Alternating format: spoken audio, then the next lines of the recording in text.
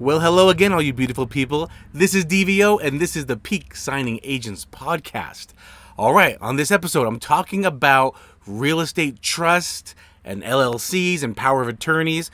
So, if you are just finding me randomly on podcast or YouTube, I just want to say I am not a real estate agent. I'm not a tax advisor. I'm not a legal advisor. I'm not an attorney. I am a notary coach, and this is specifically kind of from the perspective of a notary signing agent on how to properly sign and witness and notarize documents, mortgage documents, real estate transactions when the property is held in a trust, an LLC. So, just want to preface it by saying that first of all, okay, cover my legal grounds here. All right. I recently just had a transaction that dealt with businesses and LLCs. And I recently had in one of my local Facebook groups, someone asked, like, hey, this is how I sign this, correct? And I had to make a slight correction to them. So I figured, hey, let's talk about that. Let's talk together about how to properly have people sign these documents, because it's very, very important that it's done correctly. Maybe first, before we talk about that, maybe let's talk a little bit about what they are, just so you have an understanding. Now, I know we, as notary signing agents, cannot provide legal or tax advice at the table, but I still believe it's important to understand what these items are a little bit more. Now, I'm not going to go into detail about them because, honestly, I don't know great detail about them. And again, we're not providing legal or tax advice, but it's just good to know a little bit more. So what is a trust? Why do people put their real estate, their property in a trust? Well, trust is a legal documentation. It's a legal entity where people will put their assets, guns, jewelry, money, bank accounts, and real estate. And the purpose is basically to help with probate. So when someone passes away, their estate, their items go through probate, and the state decides who gets what. So it's important for a lot of people to put their assets like real estate into a trust, and then separately have a will that determines how to execute the trust. Now, if you're interested in getting these set up, I'm not the one to do that. All right, contact an attorney for that. So that is what it is. So people set up their trust, and the person who sets up the trust, the person who creates the trust, is called the trust settler or the grantor.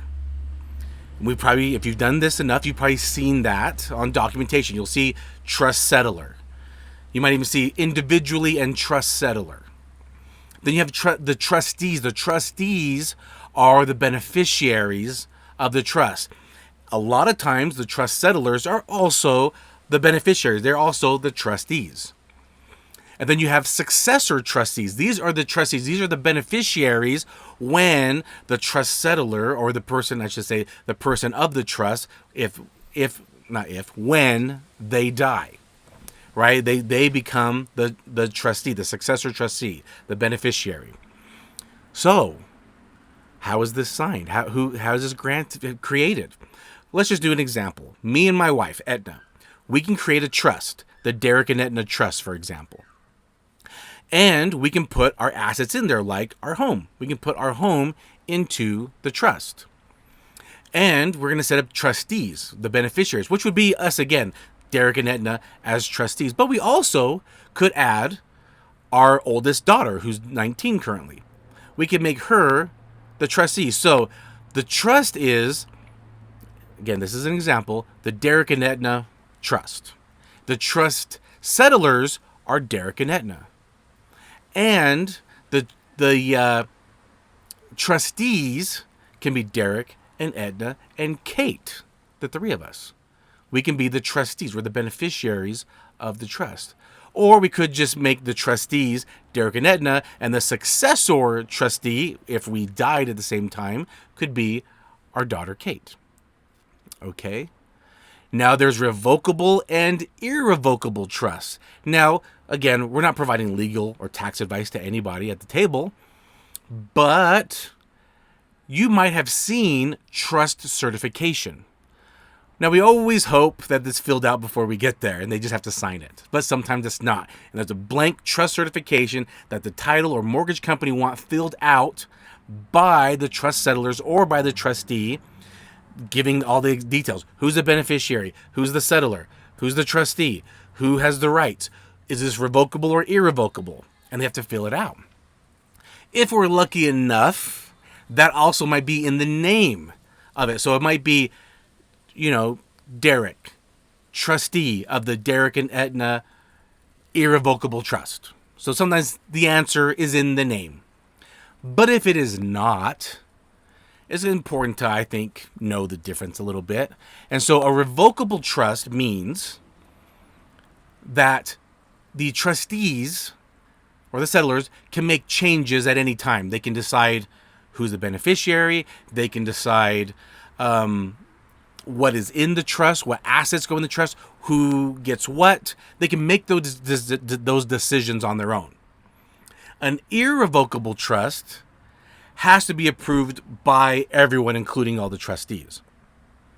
That is my understanding. So if I'm wrong, let me know. But that is my understanding. That a revocable trust, the grantors can make changes anytime. An irrevocable trust, everyone has to sign off on that agreement for the changes. That is the difference. Okay? So in an example of a revocable trust, me and my wife, as the grantors, we can make changes anytime we want in our trust. It's our trust, and we can make those changes anytime. But if we decided to make an irrevocable trust, me and my wife could not just make the changes. We'd have to also ask our daughter Kate, who would be the trustee in this example. She would also have to sign and agree upon any changes. All right, those are the differences. So if someone's filling out the paperwork and they're like, I don't know if it's revocable or irrevocable, you can say, well, here's the definition, or it's kind of good to know this information for you as well. Okay, now we're going to see documentation, and you're going to see a lot of different ways, right?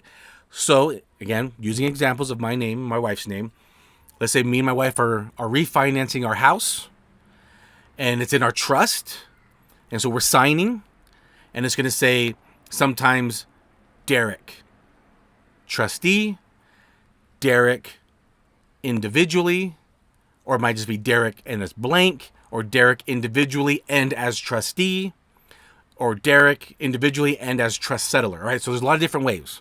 Or it might even say the whole name, Derek, trustee of the Derek and Etna Trust. What needs to be signed here? And the answer is, because like I mentioned, when somebody in my Facebook group posted, hey, this is going to be in a trust. This is how they sign, correct? And I had to chime in and say, no, that's not correct. In fact, I don't know what is correct, because every company is different. You have to ask every single time, what is the proper way for them to sign? Now, it'd be nice if every company, when they hired us, would tell us beforehand. Me, I get the answers before I hire a notary. That way, when I hire a notary, I say yes or no, they add or do not add trustee verbiage. And if they do, this is how they would do it. I am a very proactive signing service owner. I wish more people were, but that's okay. I'm going to help you guys out, because every company is different. I just had a conversation with David, Peak Signing Agent out of Texas. And he was saying, hey, I was told on certain documentation to do this, but I've been told by a signing service owner to do that. What is correct? What's wrong? What would you do? How would you handle it? We had a great conversation about it. And so I just told him this. I said, every company is different. Every company is going to be different. So let's just use a big mortgage company as an example. Let's use a big mortgage company, Wells Fargo, for an example, because they have branches all over the U.S. And because they're so large, because they're a national banking company, a national mortgage company, they might put standards in place, meaning they want this done a certain way every single time. And that's just how a Wells Fargo might want it every single time, no matter what company, no matter what title company or escrow company they go with anywhere in the country, they want it a certain way every single time because they want it to be standard. But you might have some local companies. So so let's just use an example. I have a title company. Let's just say Acme Title Company, and they work with 123 Mortgage and ABC Mortgage. Even though it's still Acme Title Company, 123 Mortgage might want documents done a certain way, and then ABC Mortgage might want documents done a certain way. Well, Acme Title, the title company, is going to accommodate their client. And whatever their client wants, the client is going to get. So, even though my client, Acme Title, I know that when I do transactions in the past, I normally will have them sign Derek Trustee, and that's with 123 Mortgage every time. But maybe ABC Mortgage says, well, no, we don't want any verbiage because under the signature line where it says Derek Trustee, the title is already there. We don't need them to add that extra title in the signature. Just have them sign. So Acme Title, they're going to have two different clients wanting it signed two different ways possibly.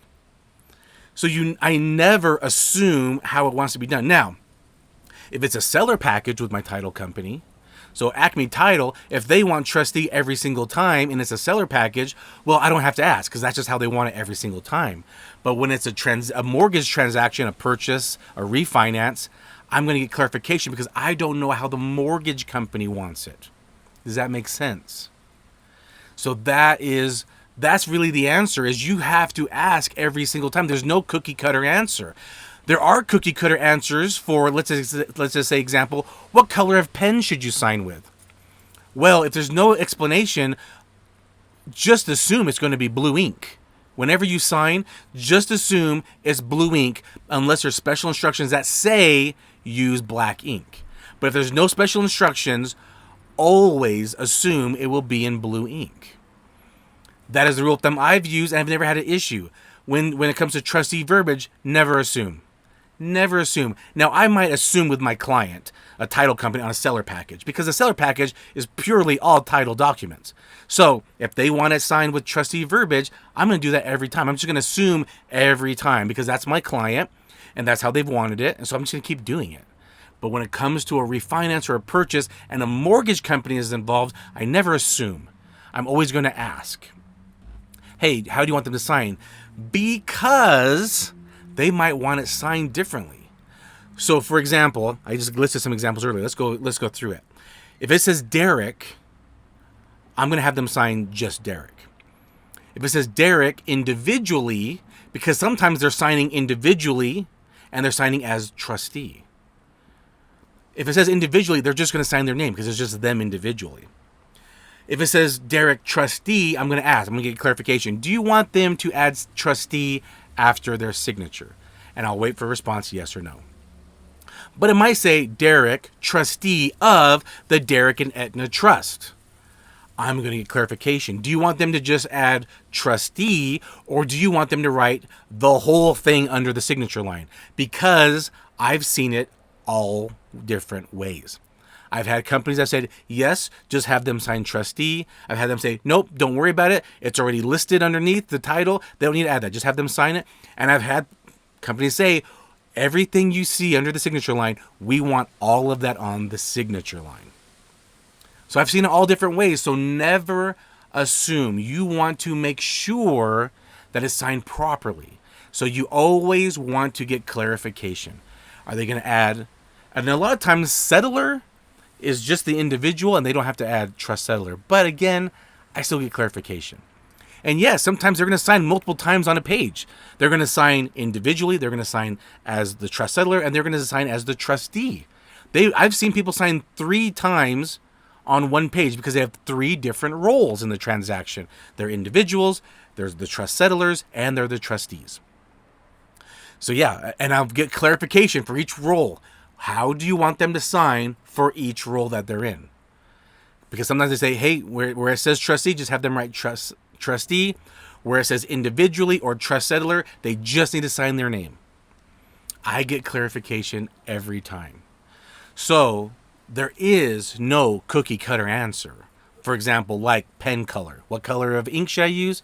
Hey, just assume it's going to be blue every single time, unless it states use black ink.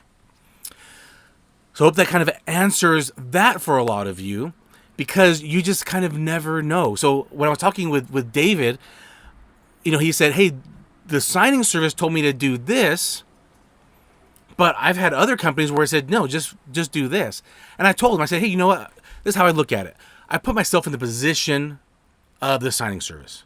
So the signing service, let's just say they have lots of clients. And all of their clients want it a certain way.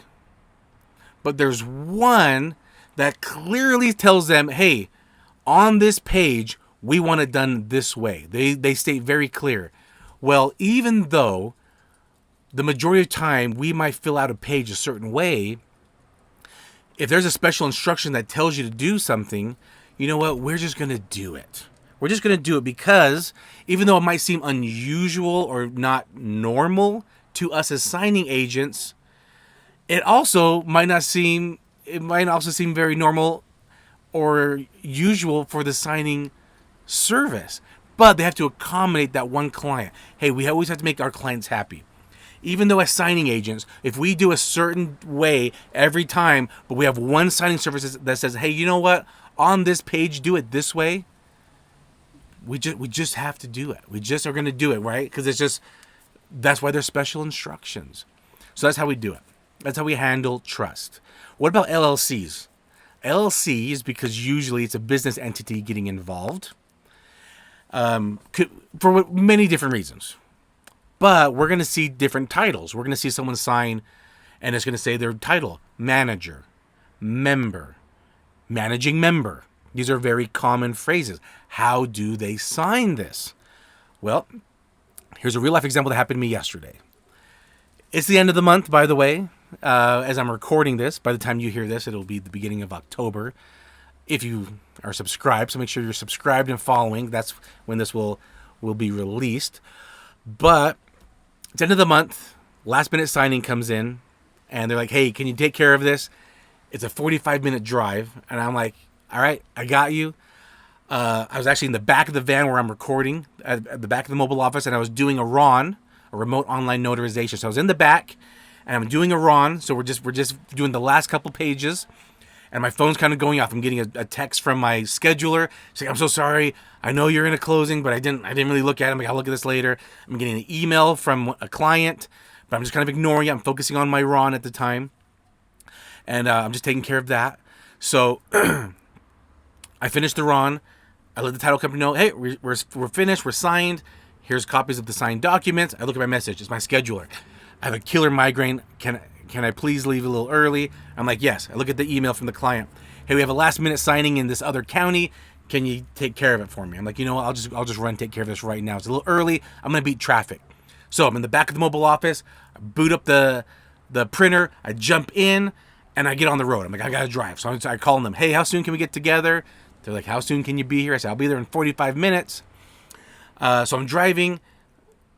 I pull up the email with the address and the documents, and I hit print. So it's printing in the back. So I didn't even have time to look at the documents. I'm printing in the back. All right, I get to a stoplight right before I get on the freeway, and I look, and I can see that it says member, because they're signing for an LLC. So I reach back out to the title company and say, all right, we're meeting in 45 minutes. I got the documents. How do you want them to sign after their name? Do you want them to add any verbiage? So what I'm telling you is, every time I get an order, every time I get documents, I try to look at documents right away. So usually when I get an order and they say, here are the documents, I want to respond, thank you or receive, let them know that I got the documents. Always let them know you got the documents.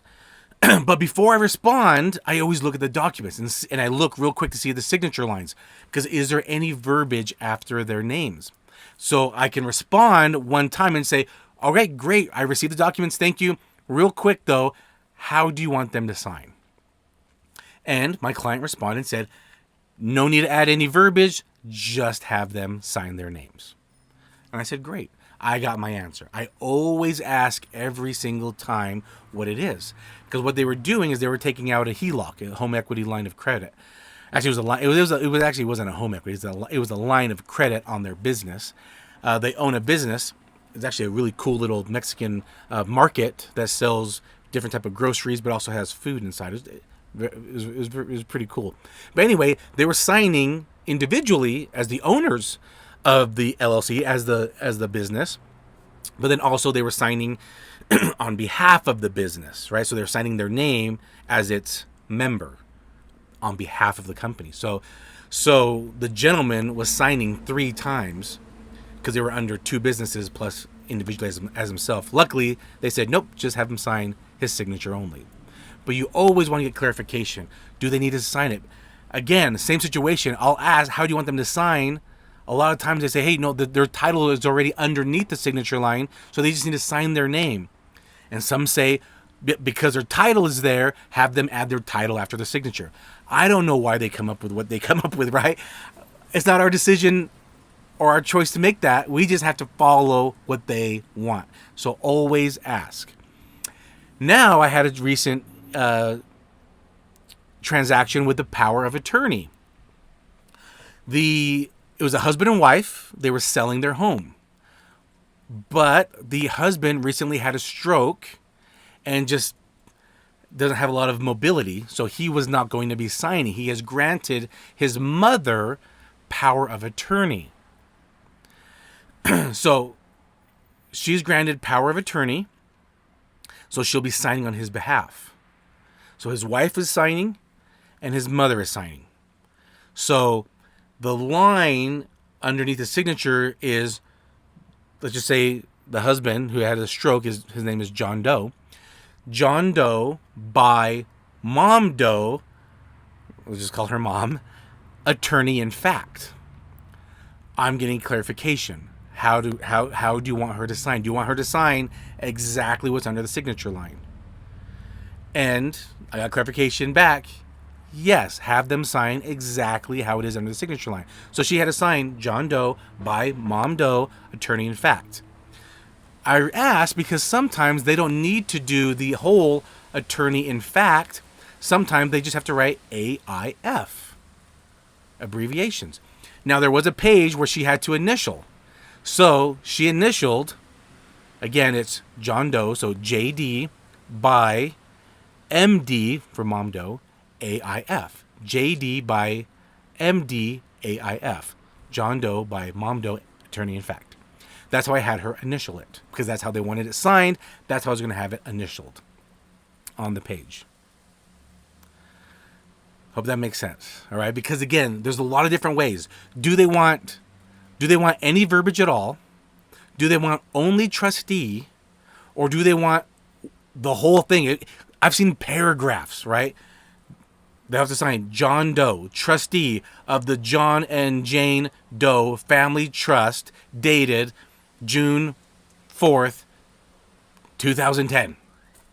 Like, they've had to write that whole paragraph out on a signature line before. That's what they told me to do. And it's not the funnest part, okay?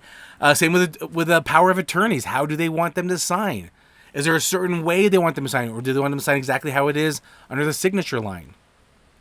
You know, is it Mom Doe, power of attorney for John Doe? Like, how do they want it signed? So you always have to get clarification on how it must be signed. Because there's no real answer. Every company is different.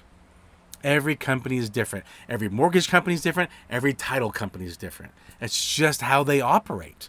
And sometimes it's not even up to the escrow officer, right? They might be part of a big company, and that's how the owners have set it up. Hey, we want it done this way every time. Or they have to go by what their client says. Hey, we want it signed this way.